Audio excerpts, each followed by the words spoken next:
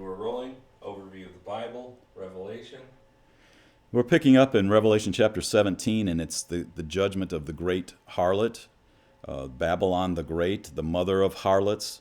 And the angel is explaining to John what he saw in this image of a woman sitting on a beast, and the beast has 7 heads and 10 horns, and the woman is clothed in royalty, and he's taken to a desert city to see this. In verse 9, he begins to explain a little more detail. Here is the mind which has wisdom. The 7 heads are 7 mountains on which the woman sits, and they are 7 kings. So each of these mountains is supposed to represent kings or kingdoms, essentially here. And the other has not yet come. It says 5 have fallen. 5 have fallen. 1 is, the other has not yet come. And when he comes, he must remain a little while. And the beast, which was and is not, is himself also an 8th, and is one of the 7, and he goes to destruction. So the beast is one that was, is not, and is revived again, and becomes another kingdom like this again. And so when we're looking at this, this is definitely up for interpretation, but it's pretty well settled in a lot of people's mind that it's talking about kingdoms here. And it says there were 5 kingdoms that were, and how would we define these kingdoms? It's kingdoms that had influence over the Middle East, over Jerusalem, over Israel in particular. Looking at, because the Bible is Israel-centric, it's Christocentric, it's centered on Christ, but it's also geographically, it's geared in towards the Middle East. And we see here the 5 kingdoms that had been, empires that had been before this time would be Egypt, Assyria, Babylon, Medo-Persia, and Greece. And they were worldwide empires. And then there's one, it says one that is, well, at the time John was writing this, the one that was Rome. Then he says there's a 7th that's coming. It'll be for a while, and then it will disappear a little while, it says, I think, and then it will be gone, and then the 8th will be one of the 7. It'll be a revived one of the 7. And so there's speculation on this. Well, what was the 7th one that came after Rome? And it pretty much, as we look at world history, that looks like the one that dominated that area would be the Ottoman Empire. The empire out of Turkey is the Muslim empire, and during that the time from the time of Muhammad especially, and on after that, there was a lot of takeover of a lot of territory that was Christian. All of northern Africa used to be Christian, and it was taken over by Islam. Up into Europe, they took over Constantinople, which was the headquarters of the church in the east, and it became Istanbul. And there was a place built there called Hagia Sophia, the Holy Wisdom. Holy Wisdom? For some reason I'm having a little brain fog here. But and it was built as a mosque, a dedication. When they took over Istanbul, when they took over the headquarters of the Eastern Church, they set up a monument to it, which was this mosque that was set up in Istanbul. And and that became the headquarters of the Alliance of Nations that became the Ottoman Empire. And, it's interesting, today even, there's a call by the leader of Turkey, President Erdogan, to restore the caliphate, to restore the headquarters of Turkey being the headquarter nation of a 10-nation alliance that would be the Ottoman Empire revived again.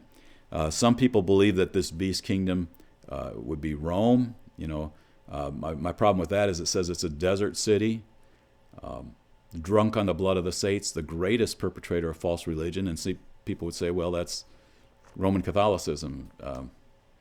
I don't know, because when we look in 1 John 2:22, it says, this is the Antichrist, he who denies the Father and the Son. And that's not Roman Catholicism. They haven't, up to this time, denied the Father and the Son. That's not been characteristic of that. They're not a desert city. Drunk on the blood of the saints, well, they've killed, there's been martyrdom by Rome against Christian leaders historically, but the greatest harlot, the greatest perpetrator of false religion, and the one who's killed the most Christians and Jews over history, we would have to say at this point, starting from the 600s till now, has been the Muslim empire as it's come against Christians and Jews, and it's still the hostility we even see today, especially towards Jerusalem and towards Israel. And it's not the people, it's not the Muslim people. They believe in peace, but their leadership and their rulers and stuff are following a mandate, a spiritual mandate that comes through the Quran that really is calling for the takeover of the earth, and it, if necessary, by force. And so what we're seeing here, that kind of lines up with what we see here. And so, I mean, I lean kind of that direction, that it's very possible that this kingdom would be related to the Muslim empire that came after Rome, that it's been gone now for a while, since like 1923. The Ottoman Empire it came to its official end in 22 or 23, and now it seems like there's a call to revive it again. Like it's rising up again, like out of the seven, and comes this eighth.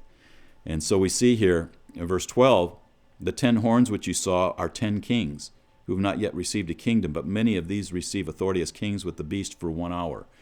So you see this 10-nation alliance joining with the beast. These have one purpose, and they give their power and authority to the beast. And in verse 14, these will wage war against the Lamb, and the Lamb will overcome them, because he is Lord of lords and King of kings, and those who are with him are called chosen and faithful. And he's describing the picture that John had seen. He said, the waters which you saw, where the harlot sits, are peoples and multitudes and nations and tongues. And the 10 horns you saw and the beast, these will hate the harlot, and will make her desolate and naked, and eat her flesh, and will burn her up with fire. So he's saying that the multitudes you saw are these different nations, peoples, multitudes, tongues. And he said that the 10 horns which you saw and the beast, they'll hate the harlot. Well, wait a minute. We just saw the harlot riding in on the beast. So the harlot rides in on the beast, and then the beast turns on the harlot and destroys the harlot. So what's the dynamic there? And so we see that, and the harlot is this perpetrator of false religion, false royalty, or dresses in royalty. We don't know it's false royalty, but some kind they've made themselves royal. And it's interesting to me as we look, and this I'll just throw it out there for your, because a lot of talk is out there about Rome being this, but if it's Saudi Arabia, Mecca is the headquarters of the Islamic religion, and it's perpetrated. It's a city that in the desert that's perpetrated more false religion probably than any place in the world. And if they were in alliance with the other Muslim nations, the beast nations that make up that kingdom, then the harlot, Mecca, Saudi Arabia, rides in on the beast, but then the beast turns on them. And why would they turn on them? And this is interpretation, speculation a bit here.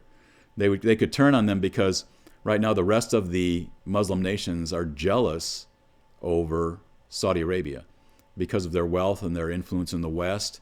And also, they're a little bit perturbed with them, I'd say, because they purport to have the most radical form of Islam, and yet their princes are known for alcoholism and prostitution, which are definitely no-nos in the Islamic religion, as a good Muslim would be living their life. And so what they look at as hypocritical. So you can see the other beast nations, if it is an Islamic empire, you can see them turning on this harlot Babylon and destroying it for several reasons. Maybe they come into alliance with Israel, and we can even see that in some ways when you look at Isaiah chapter 19, when it looks like Assyria and Egypt come into alliance, and in some of that area in there with Israel to worship the Lord in the middle of the earth. There could be an alliance that Saudi Arabia is involved in there too.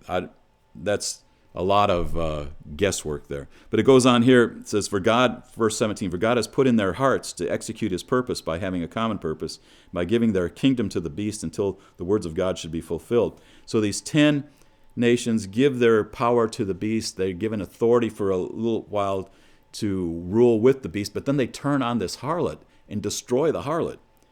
And in the 18 describes the harlot as this, and the woman whom you saw is the great city, which reigns over the kings of the earth. Well, how would they reign over the kings of the earth?